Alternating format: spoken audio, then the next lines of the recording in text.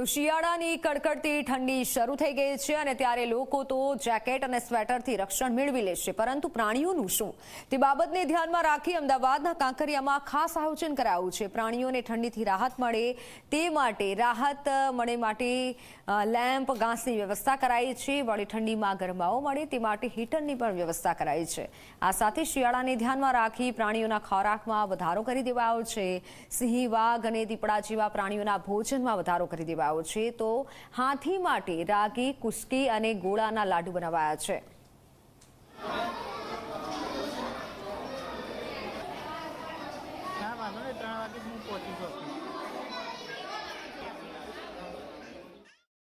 શિયાળાની સિઝન છે. દરેક વ્યક્તિ ઠંડી સામે રક્ષણ મેળવવા માટે કામગીરી કરી રહ્યું છે. અલગ ગરમ કપડાં, ખાનપીનમાં બદલાવ આવે છે.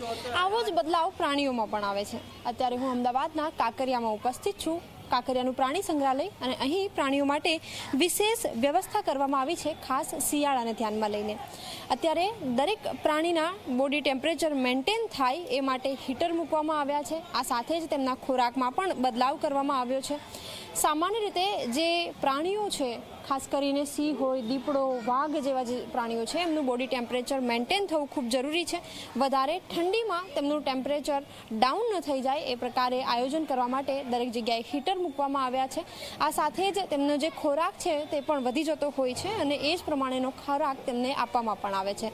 વાત હાથીની કરીએ તો તેને રાગી હોય, ગોળ હોય વગેરે જેવા જે ગરમ ખોરાક હોય તે પણ આપવામાં આવી રહ્યા છે.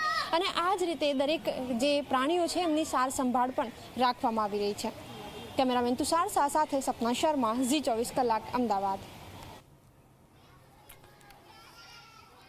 તો આ સાથે જ પ્રાણીઓ માટે વ્યવસ્થા કરવામાં આવી છે. હીટર અપાશે અને સાથે ઘાસની પણ વ્યવસ્થા કરાઈ છે.